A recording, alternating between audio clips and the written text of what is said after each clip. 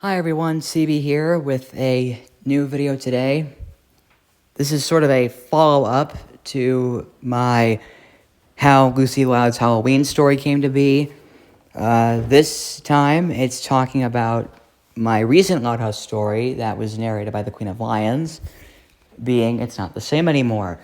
Sort of like a behind-the-scenes slash drama kind of, well, not really drama per se, just more of like a feels pasta slash behind the scenes kind of story. I don't really know what to call it, honestly. I just refer to it as a Loud House fan fiction. Yeah. So in today's video, I'm going to be talking about a couple reasons as to why I wrote it. And they're kind of important ones, so strap in.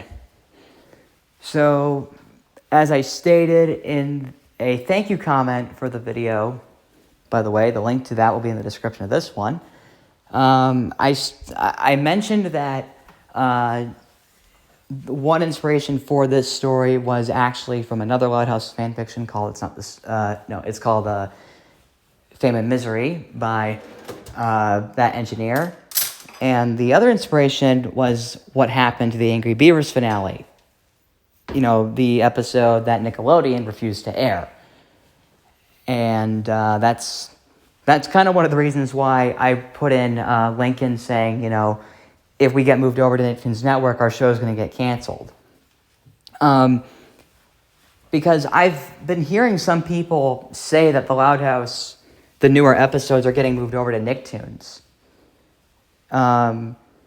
And in case you guys are wondering, after the Queen of Lions read the story, I actually did do research on IMDb with what's been going on with Season 5, and one thing I noticed, one of the episodes that got a really low rating was Appetite for Destruction, and the rating for that was like 1.9, so I didn't research it beforehand, but I did do it afterwards to make sure if it was true, and I think it kind of is true. And the same can be said for the episode schedule shift. Because, yes, I did some research on that by looking on the Loud House wiki. And, you know, because if you've been looking at the list of episodes, there were some that said TBA. And the weird thing is, there were times where I would click an episode on the Loud House wiki page, and they would already have a release date for them airing in one country, and then 2 months or so later, they would come out in the U.S. So I don't understand why. Like if Nickelodeon, you know, if they had released the episodes, maybe, you know, how should I put this? If they released them all, say, like 1 week after another in the U.S., then Season 5 would not have taken this long to air. But they chose not to. In fact, one guy on the Nickelodeon wiki, they even said Nickelodeon wasted a lot of potential by airing episodes in the U.S. And you know what? He's right. He's absolutely right. They did waste a lot of potential with it. And that's why I even addressed it in that story. So, yeah, that's one reason why I wrote it, mainly because of how Nickelodeon has been, you know, with the show lately. But another reason why I wrote it was because of the fan base itself. The fan base has been pretty divisive. And did I state this earlier? I think I did say this earlier. If I did, I'm sorry for repeating myself. But yeah, the fan base has been pretty divisive. Some people say it's better than before. Others are saying it's getting worse than before. It's really mixed at this point. And to be fair, I haven't really been watching any of the new Loud House stuff. The only thing I did actually watch was the Netflix movie, which I will admit was pretty good. Not great, but good. And, of course, the only Season 5 episode I watched was Dream a Lily Dream, which I'll admit was also pretty good. But other than that, I just kind of stopped. And it's it's really a shame too, especially with how once again how divided the show's become. And if you really do take a look at what the show looks like back then, given its premise, and compare it to what it is now, it almost feels like it's an entirely different series in a way. And yeah, I can see why. And of course, here's the third reason. Here we go. The third reason I made it is because of Chris Savino. Yep, that's right, Chris Savino.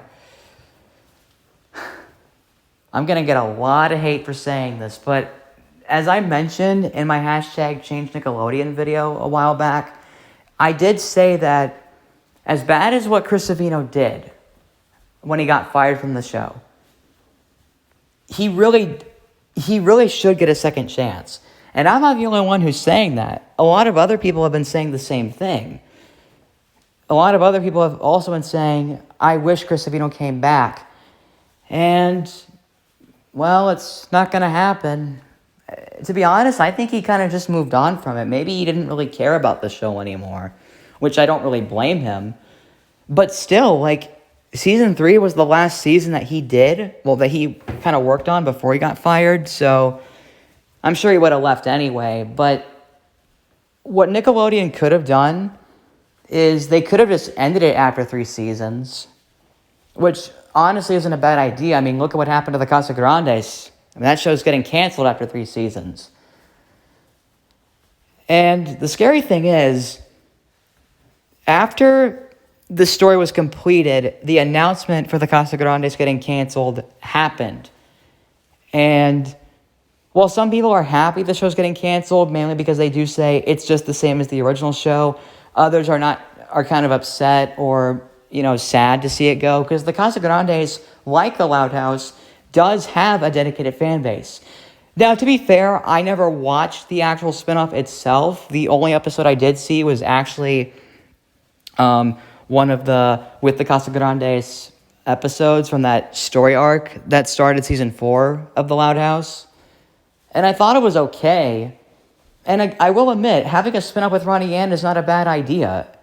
And honestly, canceling it after 3 seasons, or maybe just ending it after 3 seasons, that's not a bad thing to do. But with The Loud House, I don't think the show's going to last this much longer. Because think about it, season 6 is already starting today. There's still no confirmation about there being a 7th season yet. I mean, the only result I found of that was actually a screenshot from a tweet that Nika Futterman did saying season 7 could happen, but that's still not confirmed yet. To be fair, the tweet itself did say if it's true, then it could happen eventually. So, as the Queen of Lions said in her review of my story, The Loud House does remain a mystery at this point, and she's right. It really does remain a mystery. So, again, nobody knows what's going to happen to the show right now. Maybe The Loud House could get canceled after season 6. Maybe it could go on. Honestly, I don't know. And given the fact that I let the Queen of Lions narrate this story now, I'm actually scared. I'm actually scared because this show could have like a massive impact on, well, no, the story itself could have like a huge impact on the show itself. And I'm really worried about what Loud House fans might think of it. Or even people who are working on the show. That's what I'm afraid of now. Because if The Loud House does get canceled, I might make an update video saying something like, what have I done? Because I actually am asking myself this now. Like, seriously, what have I done? But, yeah, that's, I don't know. We'll see what happens if The Loud House does continue or if not. We'll see. So that was my video about how It's Not the Same Anymore was made. I know this video is not perfect, but I hope you guys enjoyed it. And Queen of Lions, if you're watching this video, thank you so much for reading the story. I'm really glad you liked it. I do accept that you gave it a 9 out of 10 rating. I do accept it, of course. I do apologize. I wasn't trying to make it seem cliche. So, yeah.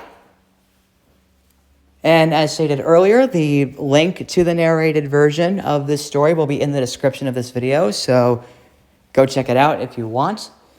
Thank you guys so much for watching, and I'll see you guys next time.